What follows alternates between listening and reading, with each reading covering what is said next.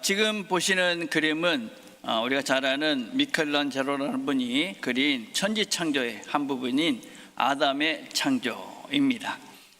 사람은 하나님의 손이 연결되지 않으면 사람이 되지 못한다, 그런 의미를 담고 있죠. 창세기 2장 7절에 이렇게 말합니다. 여호와 하나님이 땅의 흙으로 사람을 지으시고 생기를 그 코에 불어넣으시니 사람이 생명이 되니라. 몸을 하나님 만드시고, 그리고 하나님의 생기, 하나님의 호흡을 불어넣으니까 사람이 살아있는 존재가 됐다, 생명이 됐다, 이겁니다. 요한복음 20장 22절에 보면 부활하신 예수님께서 이렇게 말씀하십니다. 제자들을 향해서 그들을 향하사 숨을 내쉬며 이르시되 성령을 받으라. 우리 안에 하나님께서 부활하신 예수님께서 성령을 불어넣어 주셨다, 그렇게 말하죠. 구약에서 이 말하는 숨, 하나님께서 그 불어넣으신 그 숨이라는 말은 니시마라는 말인데, 이 말은 숨, 영혼, 호흡, 이런 의미를 가지고 있습니다.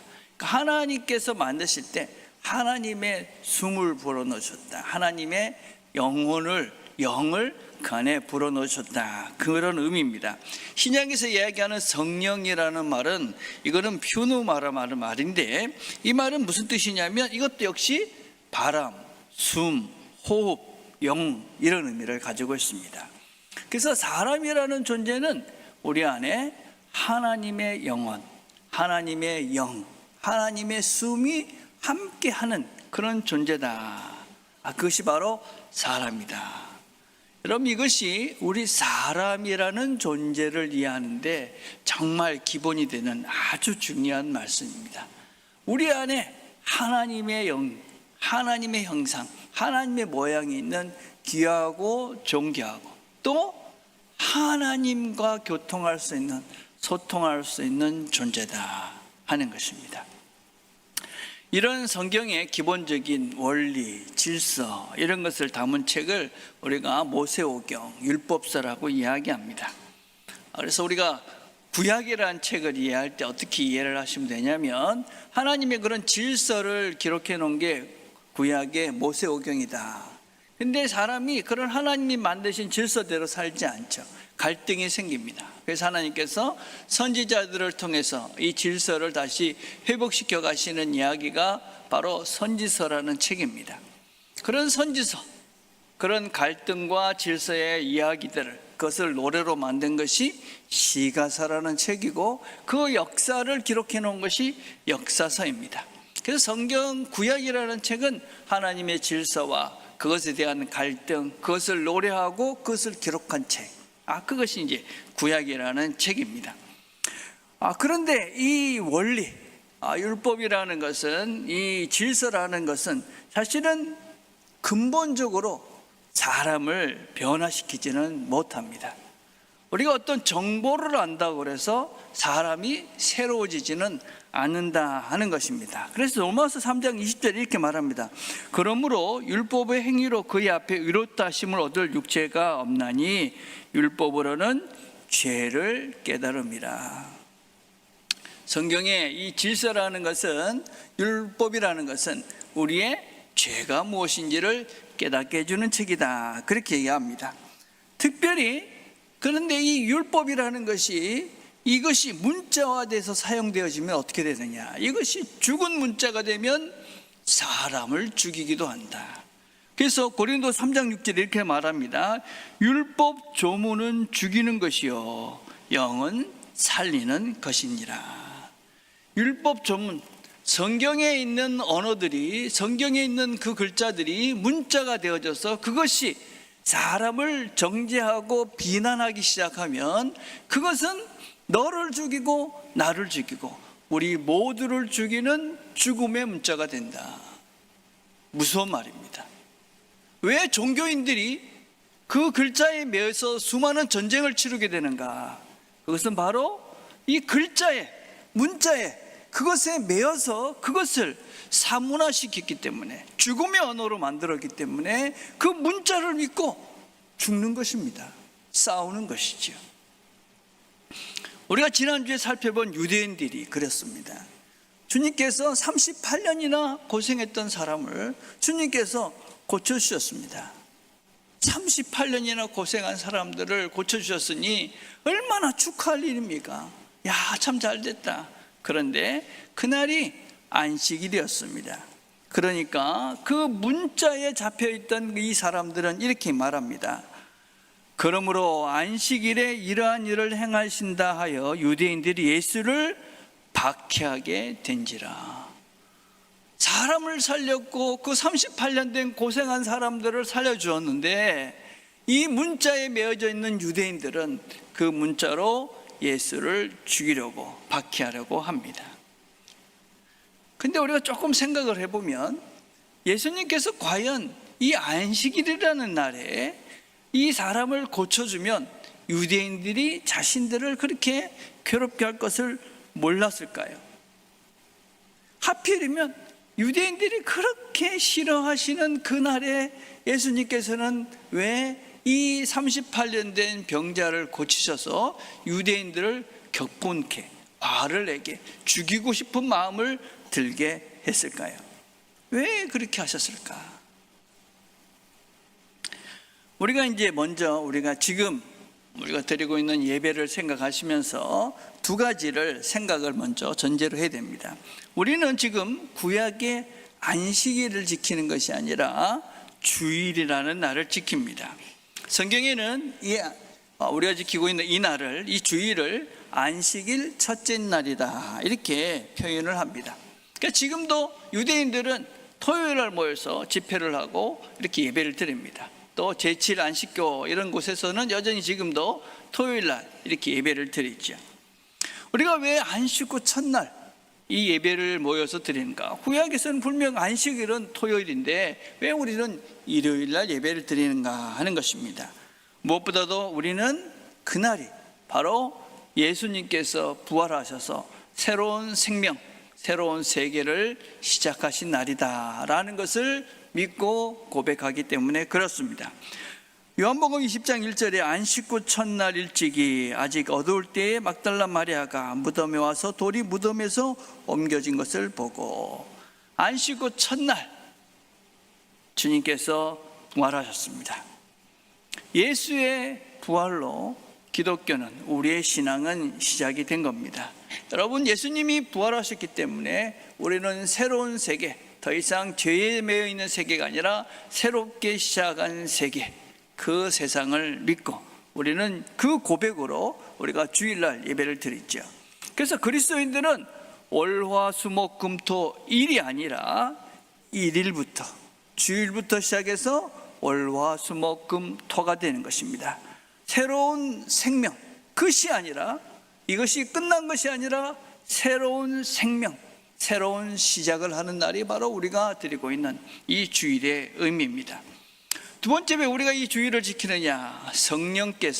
성령님을 제자들에게 그리고 120 성도들에게 부어주신 성령이 가시적으로 우리에게 구체적으로 오신 날이 바로 이 안식 후 첫날입니다. 요한복음 20장 19절 이렇게 말하죠. 이날 곧 안식 후 첫날 저녁에 제자들을 찾아와서 이 말씀을 하시고 그들을 향하사 숨을 내쉬며 이르시되 성령을 받으라. 또 사도행전 2장 1절에 이렇게 말합니다. 오순절 날이 이름에 그들이 다 같이 한 곳에 모였더니 그들이 다 성령의 충만함을 받고 성령이 말하게 하심을 따라 다른 언어들로 말하기를 시작하니라. 오순절이 시작하는 이날이 바로 안식 후 첫날 주일입니다. 그래서 초대교회 성도들은 안식 후 첫날 주일날 모여서 예배를 드렸고, 우리도 바로 그날을 우리가 지킵니다. 그렇다고 해서 이 안식일이라는 이 구약의 개념이 사라진 것인가? 그렇지 않습니다. 이것은 연장된 것이고 확장된 것이고 새롭게 된 것이고 완성된 날로 우리는 주일을 지키는 것입니다. 왜 안식일을 주님께서는, 구약에서는 그렇게 지키라 하셨는가? 여러분, 하나님께서 제4계명이 안식일이잖아요. 그리고 그것을 지키지 않는 자는 죽이라고 명령을 하십니다. 왜 그렇게 하셨는가? 창세기 2장이 이렇게 말하죠. 천지와 만물이 다 이루어지니라. 하나님이 그가 하시던 일을 일곱째 날에 마치시니 그가 하시던 모든 일을 끝이고 일곱째 날에 안식하시니라. 하나님이 그 일곱째 날을 복되게 하사 거룩하게 하셨으니 이는 하나님이 그 창조하시며 만드시던 모든 일을 마치시고 그날에 안식하셨습니다. 이 안식일에 쉬라 하는 것은 하나님께서 이 모든 것들을 다 만드셨습니다. 이 모든 것들을 다 완성하셨습니다. 그런 고백으로 우리가 즐거워하고 하나님을 기억하면서 이 날을 예배하는 것이 안식일입니다. 근데 죄가 세상에 들어왔죠. 죄. 여러분, 죄라는 것을 우리가 윤리적이고 도덕적인 그런 죄, 그런 것도 맞지만 가장 근본적인 죄는 하나님과의 분리요, 하나님의 말씀에 대한 불순종입니다. 또 다른 식으로 표현하면 내 중심적인 삶, 하나님 중심이 아닌 내 중심적인 삶을 살고자 하는 것이 바로 죄라는 것의 본질입니다. 하나님께서 우리가 잘 알다시피 에덴에 있는 모든 것들은 다 먹어도 된다. 근데 한 가지만 먹지 마라. 선악을 알게 하는 나무를 먹지 마라. 그렇게 했습니다. 왜 먹지 말라 했는가? 그것은 너가 누군지를 꼭 기억하라는 것이죠. 너는 창조가 아니라 피조물이다. 나의 말을 듣고 살아야 될 존재다 하는 것을 가르쳐 주시는 겁니다. 또 다른 것은 선악의 구별은 네가 하는 것이 아니라 내가 하는 것이다. 그래서 선악의 기준, 이 세상의 모든 기준은 바로 하나님 자신이다 라는 것을 가르쳐 주시기 위해서 선악을 알게 하는 그 나무는 너는 먹지 마라, 그렇게 명령하신 것이죠. 그런데 그가 그것을 먹습니다. 선악과를 먹었다는 것은 무슨 의미를 가지고 있느냐면 이제 내가 선과 악을 결정하면서 내 힘으로 내 뜻대로 내가 원하는 것을 성취하며 살겠다는 하나님에 대한 도전입니다. 교만이지요. 하나님의 위치에 내가 서는 것입니다. 이 땅의 모든 일들을 이제는 당신이 원하는 데가 아니라 내가 원하는 대로 내가 선악을 구분하며 내 힘으로 내 능력으로 살겠습니다. 그 선언이 바로 하나님께서 먹지 말라는 선악과를 먹은 인간의 교만입니다. 그래서 우리는 하나님이 없는 모든 사람들은 자기 힘으로 이 땅을 살 수 있다고 생각하고 자기 힘으로 이 땅을 살아갑니다. 우리는 그렇지 않습니다. 여러분, 우리 가운데 내 힘으로 산다라고 생각한다면 여러분은 여기에 앉아 계실 이유가 하나도 없습니다. 우리는 우리 힘으로 살지 않습니다. 인간들은, 사람은 자기 힘으로 살 수 있다고 생각해서 끊임없이 세상에서 자기의 필요한 것들을 만들고 발전하고 그리고 성장을 이루어냅니다. 그러나 여러분, 인간은 본질적인 한계를 가지고 있습니다. 한계. 우리는 다 한계가 있다는 걸 아시죠? 그 한계가 분명히 보여주는 것이 무엇입니까? 죽음입니다. 죽음. 우리 모두는 다 죽습니다. 우리의 한계죠. 우리는 다 한계가 있습니다. 그 한계는 결국 결핍을 가지고 오고 그 결핍을 해결하기 위해서 끊임없이 노력하고 애를 씁니다. 더 풍성해지고 더 많이 가지려 하고 더 편리해지고 더 안락해지고 애를 쓰죠. 그러나 그러한 위대한 애씀들은 많은 인간이 만든 모든 것들에는 다 그림자가 있습니다. 악이 존재하지요. 우리가 만든 모든 것들에는 절대로 선만 있지 않습니다. 사람이 만든 것에는 다 그림자가 있다. 제가 생각하기에 우리가 만든 위대한 발명품 중에 하나는 핸드폰이죠. 스마트폰입니다. 얼마나 굉장합니까? 그렇죠? 이것만 있으면 이제 옛날에 했던 웬만한 일들을 여기서 다 할 수가 있습니다. 근데 이것이 지금 전 세계적으로 위협이 되고 있습니다. 각 나라마다 지금 이 핸드폰을 특별히 어린아이들한테는 제한해야 된다는 법령들이 만들어지고 있습니다.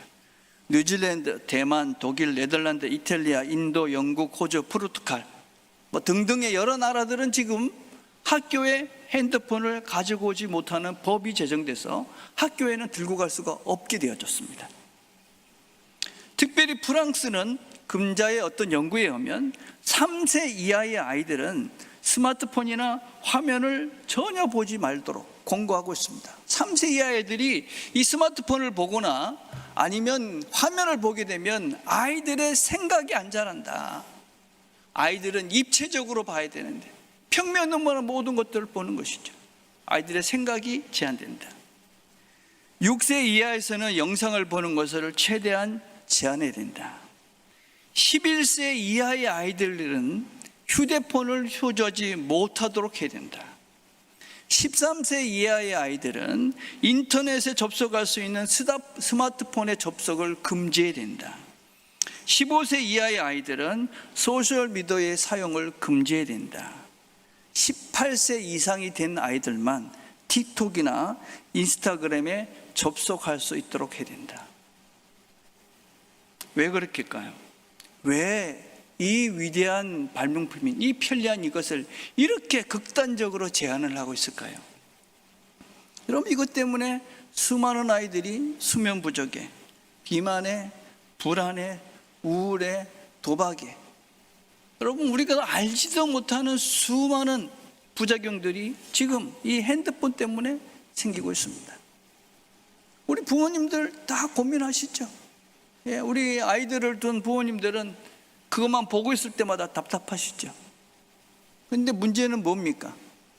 그 부모도 그렇게 보고 있다는 거죠. 부모님들이 자기는 늘 쳐다보고 있으면서 아이들이 하는 걸 보면 답답해 한단 말이에요. 여러분, 우리가 생각하기에 위대한 발명품, 위대한 인간들이 가지고 있는 그런 능력으로 뭔가 굉장한 것들을 만들어 가는 것 같지만 결국 우리는 한계가 있고 결국 우리는 죽음에 더 가까이 가고 있다. 어떤 면에서는 우리 스스로들을 망치는 그런 길로 우리가 가고 있다. 안식일은 우리가 일을 멈추고 하나님을 예배하는 것은 더 이상 나는 내 힘으로 살지 않겠습니다. 내 힘으로 살지 않겠습니다. 내 힘으로 살지 않고 하나님이 주시는 힘으로 하나님이 나를 먹이십니다 라는 구체적인 고백이 무엇이냐? 일을 멈추는 것입니다. 내 방법과 내 뜻과 내 생각대로 그 생명을, 내 생명을 내 힘으로 내가 연장해 갈 수 있고 내가 입고 먹고 하는 모든 것들을 내 힘으로 합니다. 그것들이 아닙니다. 내가 먹고 사는 것이 내가 하는 일이 아니라 하나님이 하시는 것입니다. 나를 살리는 것이, 내 생명을 이어가는 것이 오직 하나님입니다. 이런 고백으로 일을 멈추는 겁니다. 그래서 일을 멈추고 하나님 앞에 나와서 하나님이 내 생명을 이끌어 가십니다. 나에게 먹을 것을 주십니다. 내 인생을 이끌어 가십니다. 그걸 고백하는 것이 바로 일을 멈추고 예배를 드리고 하나님 앞에 나오는 것입니다. 유대인들은 이 원리를 지키기 위해서 정말 애를 썼습니다. 유대인들은 안식일을 얼만큼 철저하게 지켰느냐? 기원전 167년에 헬라 군대가 이 유대를 공격했습니다. 근데 헬라 군대가 이 유대인들은 안식일 날 아무것도 안 하니까 쳐들어가자. 쳐들어왔습니다. 몰살을 당했습니다. 유대인들이 안식일에 죽음이 더 가치 있다 이렇게 생각하고 싸우지 않고 죽음을 당했습니다. 그래서 그들은 이 안식일을 지키기 위해서 지금도 아주 상세하게 규칙을 정하고 있습니다. 불도 켜면 안 되고 끄면 안 되고 손질도 하면 안 되고 물건도 나르면 안 되고 이런 것들이 있었죠. 지금도 유대인들 중에는 전기를 켜고 끄면 안 된다 그래가지고 타이머를 만들어 놓고 전기를 끄고 켜고 간다. 근데 우리가 조금 생각을 해보면 과연 안식일에 하나님은 일을 안 하실까요? 하나님은 일을 안 하실까? 하나님이 안식일에 모든 것들을 완성하고 그리고 쉬셨다 그랬는데 과연 하나님은 일을 안 하시는가? 유대인들이 나중에 생각을 해보니까 하나님이 안식일에도 일을 하는 겁니다. 왜냐하면 아기가 태어나기도 하고 사람이 죽기도 하는 것입니다. 이 모든 것들을 하나님께서 주관하신다고 고백하는 그들이 안식일에도 사람도 태어나고 사람이 죽기도 하는 겁니다. 그래가지고 유대인들이 그 위에 법을 하나 만듭니다. 피크하오 네페시라는 원칙을 정했습니다. 생명을 구하는 일은 안식일을 초월할 수 있는 규례다.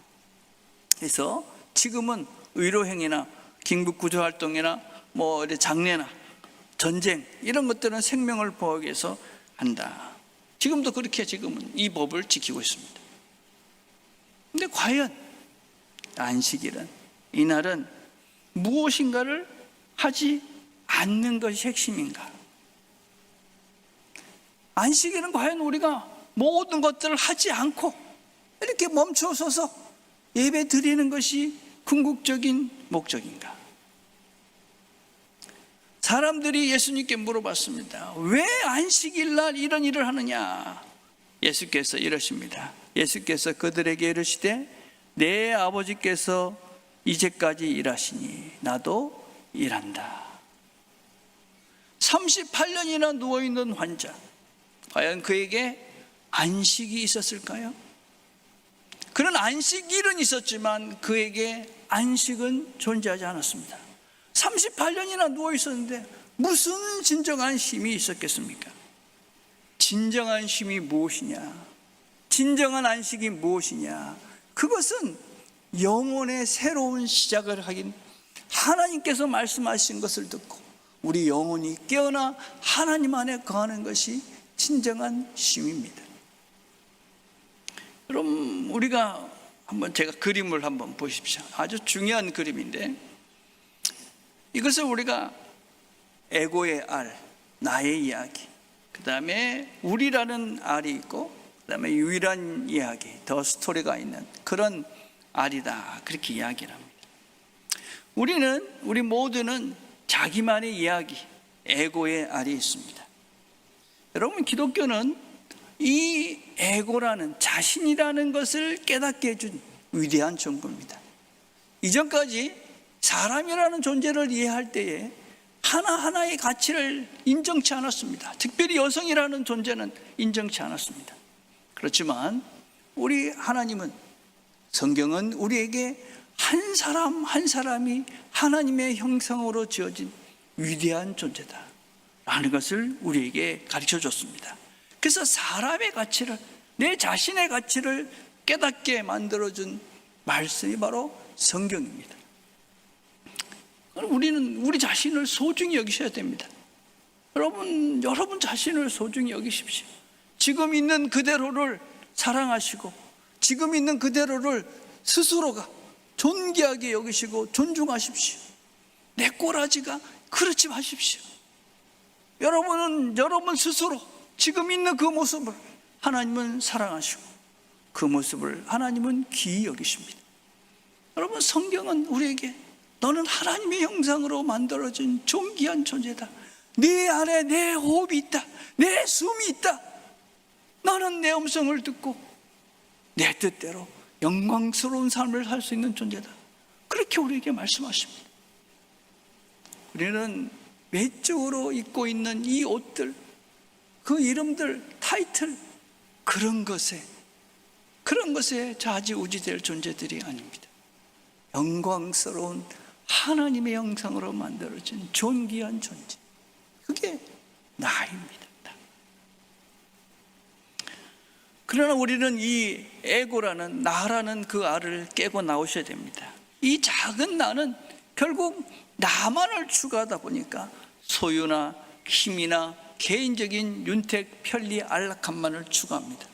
여러분, 거기에는 그것만 추구해서는 답답한 인생이 됩니다. 이걸 우리가 정체성의 고착이다라는 표현을 씁니다. 자기에게 제한된 그 삶에 빠져들어가 보면 우리는 끝없이 더 작아집니다. 이 사람들의 특징은 과거에 매여 살고 과거에 후회하며 과거의 미래를 갖고 과거를 삽니다. 제가 뉴질랜드에 가가지고 이렇게 이민 와서 사는 사람들을 보면 끊임없이 그렇게 소외돼서 이렇게 작아지는 사람들을 봅니다. 이민을 와서 그냥 내 혼자 살겠다 그러고 오신 분들이 계십니다. 정말 혼자 삽니다. 근데 1년이 지나고 2년이 지나고 10년이 지나고 20년이 지나서 만나보면 사람들이 정상적이지를 못합니다. 같이 살지 않으니까. 신앙적인 면에서도 우리는 이 개인주의적인 신앙을 정말 조심해야 됩니다. 하나님께서 우리를 선택했다. 여러분, 대단히 굉장한 은혜입니다. 그런데 우리가 이 잘못된 선택, 잘못된 예정을 이해하면 나만 특별하고 다른 사람은 안 특별하다는 이상한 오해를 하는 것이죠. 이게 이스라엘이라는 나라죠. 하나님께서 이스라엘을 선택하신 이유가 무엇이냐? 너 같은 존재도 선택했으니 다른 사람들도 선택할 수 있다 하는 것이 하나님의 선택의 중요한 원리입니다. 하나님이 나를 선택해서 하나님의 자녀로 불러주셨다. 내가 무엇인가 특별하고 잘나서가 아니라 하나님이 나 같은 존재도, 이렇게 별 볼 일 없는 존재도, 나 같은 죄인도 하나님께서 불러주셔서 하나님의 자녀가 됐다. 그래서 나만이 아니라 너도 네가 비록 악당이고, 네가 비록 가난하고, 네가 비록 무지하고, 네가 비록 아무런 힘이 없어도 너도 하나님이 선택하신다. 나를 봐라, 나를. 나 같은 죄인도 하나님이 선택하셨다. 여러분, 그래서 우리가 하나님의 선택받았다는 존재인 것을 깨닫고 그것이 내가 아니라 은혜구나 안승을 깨닫는 순간 우리는 우리의 에고라는 그 틀을 깨고 나와 너를 보게 되고 너를 소중하게 여기게 되고 너를 귀하게 여기게 되어집니다. 그래서 우리가 확장되어지는 것입니다. 그래서 우리라는 이 정체성으로 우리가 확장되는 것이지. 그래서 우리가 지금 어떻습니까? 우리 교회라는 공동체 소중한 것이지. 그래서 우리는 이렇게 서로가 다 하나님의 백성이야. 그리고 우리가 하나가 돼서 함께 힘을 모으고 있는 것입니다. 그러나 이것도 여전히 한계가 있는 세계죠. 왜냐하면 그곳에서는 내 편이 되죠. 이념이 한 무리가 되어지고, 국가가 한 무리가 되어지고, 민족이 한 무리가 되어지고, 어떤 이익에 따라서 무리가 세워지면서 갈등의 문제들이 서로 생기기 시작합니다. 패거리 문화가 생기는 것이죠. 집단이 생깁니다. 남자와 여자가 갈등을 하고, 이념이 갈등을 하고, 민족이 갈등을 시작합니다. 저는 한국에 와서 정말 안타까운 것이 무엇이냐면 정치적 이념이 너무 강해서 서로가 대화를 못한다는 것입니다. 저는 여러분들에게 한번 이런 도전을 한번 해보고 싶어요. 부모 자식 간에 만약에 정말 이런 정치적 갈등 때문에 대화가 잘 안 된다, 그러면 한번 여러분들이 이렇게 이야기를 해보십시오. 나는 국민의힘인데 네가 민주당인데 내가 민주당 해줄게. 너 하나님 믿어라. 너 하나님 믿어라. 자녀들 중에 혹시 나는 민주당인데 부모님이 국민의힘이다, 근데 신앙이 없으시다, 그러면 아버지 내가 국민의힘 할 테니까 예수 믿으시라고, 교회 가자고. 무엇이 더 중요합니까, 여러분? 정치인들 말을 우리가 다 믿으면서 누구의 말을 믿고 누구를 따라서 우리가 살아야 됩니까? 왜 우리는 별별 없는 그 정치인들의 말들에 힘들어서 사랑해야 되는 가족들을 그 갈등과 대립 속에 몰아갑니까? 무엇이 정말 중요합니까? 여러분, 이 네 편 내 편이 되면 그 속에서 저기가 가득하기에 이분법으로 나눠진 이 세상 속에서는 평화가 없고 안락이 없습니다. 예수께서 우리에게 뭐라고 말씀하십니까? 원수를 사랑해라. 원수를 사랑해라. 내 이웃을 내 몸과 같이 사랑해라. 여러분, 종교가 다르고 인종이 다르고 이념이 달라도 우리 모두에게는 하나님께서 만드신 하나님의 영이 존재하며 하나님의 거룩한 형상으로 만들어진 하나님의 사람들이다. 여러분, 그 하늘과 땅의 경계를 허무시고 너와 나의 경계를 허물었던 것이 무엇입니까? 그것이 바로 십자가잖아요. 십자가를 똑바로 보는 사람들은 너와 나의 경계를 흐를 수 있고 네 편 내 편을 흐를 수 있고 하늘과 땅에 갈라진 틈 사이로 퍼져나오는 하늘의 영광의 빛을 볼 수 있는 것이죠. 십자가가 유일한 답인 것이지. 우리는 십자가를 믿고 십자가를 달고 다니고 십자가를 믿는다 하면서도 여전히 네 편이 있고 내 편이 있고 너와 나는 다르다고 싸우고 있지 않습니까?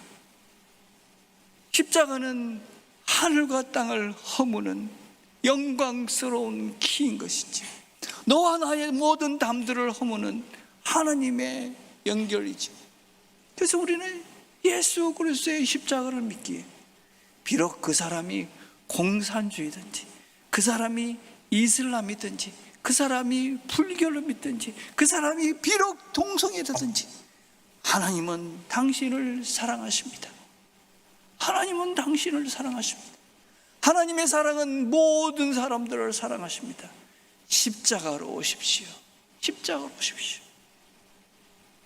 그렇게 우리는 그 사람들을 영원한 하나님 나라로 그렇게 복음을 전하며 이끌어가는 것입니다. 여러분, 우리는 이 세계를 넘어서 너와 나가 다른 이 이분법적인 생각의 세계를 넘어서 십자가를 바라보고 십자가로 열어놓았던 그 세계를 바라보며 우리는 다 하나가 되는 것입니다. 그것이 바로 유일한 이야기, 더 스토리, 예수의 이야기입니다. 예수를 믿는다는 것은 무엇이냐? 유일한 이야기이신 그 예수의 이야기가 내 이야기가 되게 하는 것입니다. 예수가 갔던 그 길을 내가 따라가며 그 예수의 이야기가 내 이야기가 되는 삶, 그것이 바로 예수를 믿는 것입니다. 예수가 걸었던 그 길, 자기 자신을 내어주며 기꺼이 희생했던 그 사랑, 원수를 사랑했던 그 사랑, 비록 자기를 십자가에 못 박은 그들까지도 용서했던 그 용서, 그것이 바로 예수를 믿는 것이고 그 하나님의 이야기, 예수의 이야기를 내 이야기로 만들며 우리가 하나님의 세계 속에 살아가는 존재가 되는 것입니다. 그래서 우리는 그 세계 속에서 너를 보고 나를 보고 그리고 지금을 보는 것이죠. 그 세계는 영원한 세계고 무한한 세계이기에, 그 하나님의 사랑의 세계이기에 너를 보면 이해가 되어지고 지금을 보면 안심이 되고 영혼을 보며 기쁨으로 그 길을 달려가는 것입니다.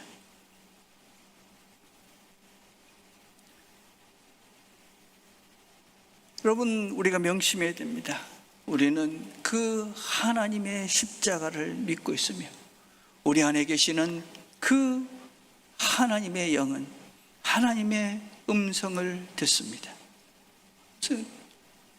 그래서 우리는 그 음성을 듣고 반응하셔야 됩니다. 순종하셔야 됩니다. 그래서 우리도 주님처럼 원수를 사랑할 수 있어야 됩니다. 사랑하려고 하셔야 됩니다. 낮아지셔야 됩니다. 겸손해지셔야 됩니다. 하나님의 음성을 들으십시오. 하나님의 음성. 여러분, 기도가 무엇입니까? 기도가 무엇이냐? 기도는 나의 소원을 말씀드리는 것입니다. 이런저런 소원을 말씀드리죠. 그리고 우리는 반드시 이렇게 기도하셔야 됩니다. 나의 뜻대로 마시고 아버지의 뜻대로 되길 원합니다. 여러분, 그 기도가 이제 진정한 기도의 시작입니다. 아버지의 뜻이 무엇입니까? 아버지의 뜻, 하나님 아버지의 뜻이 무엇입니까? 그 하나님 아버지의 뜻대로 살아가는 걸음이 진정한 생명과 진리의 걸음이기에 우리는 그 뜻을 물으며 기도의 자리에 앉아 있는 것입니다. 여러분, 이건 절박한 기도입니다. 하나님의 뜻이 도대체 무엇입니까? 하나님의 뜻을 알아야 지금 이 길이 영혼의 길이기 때문에 이 길이 영혼의 길임을 확신하며 걷고 있게 우리는 그 하나님의 뜻을 묻는 것입니다. 그 뜻을 묻기 위해 기도하십시오. 하나님이 나에게 말씀하신다는 확신을 가지시고 그 자리에 앉으셔서 하나님의 뜻을 간구하십시오. 그리고 그 뜻에 순종하며 걸어가십시오. 왜 예수님께서 이 유대인들이 그렇게 싫어하실, 자기를 미워할 그 안식일에 병자를 고쳐주셨는가? 진정한 안식, 진정한 쉼, 그것이 오직 예수 안에 있다. 예수로 인해서 하나님과 연결되는 그 순간, 하나님의 음성을 듣는 순간, 그 순간이 진정한 안식의 시작이다. 하나님의 생수를 먹는 것입니다. 하나님의 음성을 들으며 하나님께서 말씀하시는 것을, 하나님의 뜻을 깨달으며 거기에 진정한 쉼이 있다. 하나님과 하나 되는 그곳에 쉼이 있다. 여러분, 왜 쉽니까? 쉬는 것이 우리의 궁극적인 목적입니까? 그렇지 않습니다. 힘을 내서 더 잘 살기 위해서 쉬는 것이죠. 예수님께서는 38년 된 자에게 굳이 자리를 들고 일어나 걸어가라 이렇게 말씀하십니다. 새로운 삶을 살아라. 우리가 안식 후 첫날 부활하신 주님을 기념하며 이 자리에 모입니다. 부활하신 주님께서 우리에게 성령을 부어주셔서 새로운 생명을 주셨습니다. 새로운 생명을 사는 것입니다. 새로운 삶, 더 이상 에고라는 그 자 가지고 우리라는 그 틀이 아니라 하나님께서 우리에게 부어주신 예수의 이야기가 나의 이야기가 되는 삶, 사랑의 삶을 사는 것이고 희생의 삶을 사는 것이고 영생의 삶을 사는 것입니다. 오늘 여러분들은 예배를 하시면서 무엇을 들으셨습니까?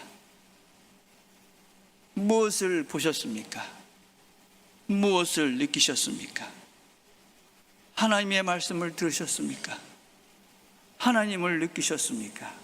하나님을 보셨습니까?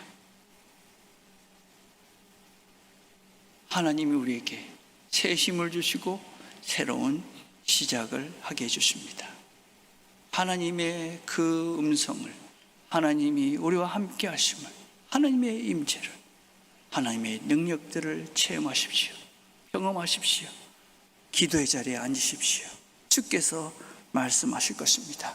그때 우리가 영원한 하나님 나라를 이곳에서 맛보며 살 수 있을 것입니다.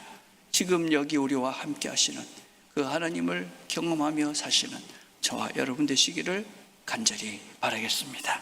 기도하겠습니다.